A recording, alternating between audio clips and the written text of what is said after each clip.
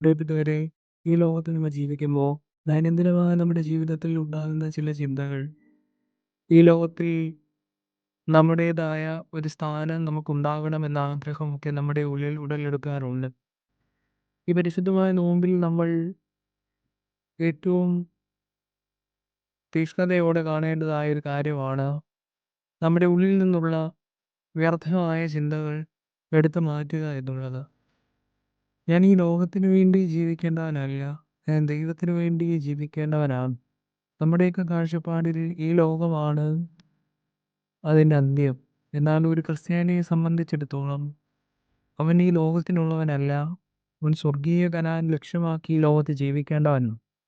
അതുതന്നെയാണ് ഇന്ന് പരിശുദ്ധ വേദഭാഗത്തിലൂടെ നമ്മൾ വായിക്കുന്നത്. പരിശുദ്ധനായ മത്തായി ശ്ലീഹ എഴുതിയ സുവിശേഷം 6-ാം അധ്യായം 1 മുതൽ 6 വരെയുള്ള വാക്യങ്ങളിൽ പറയുന്നുണ്ട്, മനുഷ്യർ കാണേണ്ടതിന് നിങ്ങളുടെ നീതി അവരുടെ മുമ്പിൽ ചെയ്യാതിരിപ്പാൻ സൂക്ഷിപ്പീൻ, അല്ല ഞാൻ സ്വർഗത്തിലുള്ള നിങ്ങളുടെ പിതാവിൻ്റെ പക്കൽ നിങ്ങൾക്ക് പ്രതിഫലമില്ല.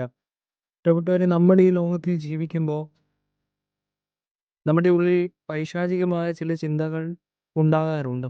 അതിലൊന്നാണ് നമ്മൾ ആരൊക്കെയോ ആണ് എന്നുള്ള മറ്റുള്ളവരെ കാണിക്കുവാൻ വേണ്ടിയുള്ള ഒരു ജീവിതം. അത് ഈ ലോകത്തിന് ചിലപ്പോൾ നന്മയായിരിക്കാം നമ്മൾ കാണിക്കുന്നത്. എന്നാൽ സ്വർഗസ്ഥനായ നമ്മുടെ പിതാവിൻ്റെ മുമ്പിൽ നമുക്കതിന് പ്രതിഫലമില്ലെന്ന വിശുദ്ധ വേദഭാഗം നമ്മെ ഓർമ്മിപ്പിക്കുകയാണ്. ഈ 6-ാം അധ്യായം 1 മുതൽ 6 വരെയുള്ള വാക്യങ്ങൾ വായിക്കുമ്പോൾ നമ്മൾ കാണുന്നുണ്ട്, നിങ്ങൾ ഭിക്ഷ കൊടുക്കുമ്പോൾ മനുഷ്യരാൽ മാനം ലഭിക്കാൻ പള്ളികളിലും വീഥികളിലും കപടഭക്തിക്കാർ ചെയ്യുന്നത് പോലെ എൻ്റെ മുമ്പിൽ കാഹളം ഊതിക്കരുത്.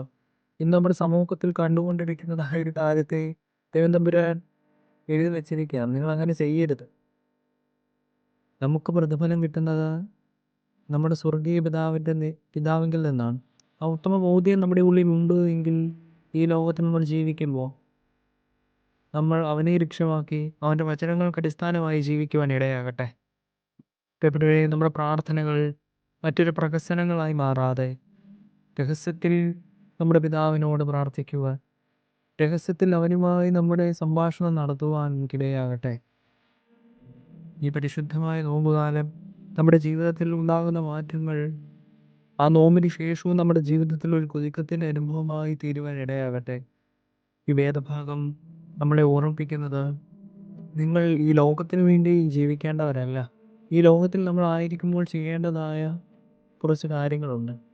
അത് ചെയ്തു തീർക്കുമ്പോൾ ഞാൻ ഈ ലോകത്തിന് ഒരു പേരുണ്ടാക്കി കൊടുക്കണം, ഈ ലോകത്തിൽ എൻ്റെ ഒരു സ്ഥാനം ഉറപ്പിക്കണമെന്ന രീതിയിൽ ചെയ്യാതെ എൻ്റെ ദൈവത്തിന് വേണ്ടി പൂർണ്ണമായി സമർപ്പിച്ചുകൊണ്ട് ചെയ്യുവാൻ ഈ പരിശുദ്ധമായ നോമ്പുകാലം നമുക്കിടയാകട്ടെ.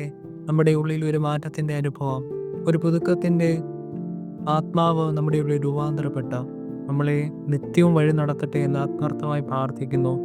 നിങ്ങളെല്ലാവരെയും ദൈവം അനുഗ്രഹിക്കട്ടെ.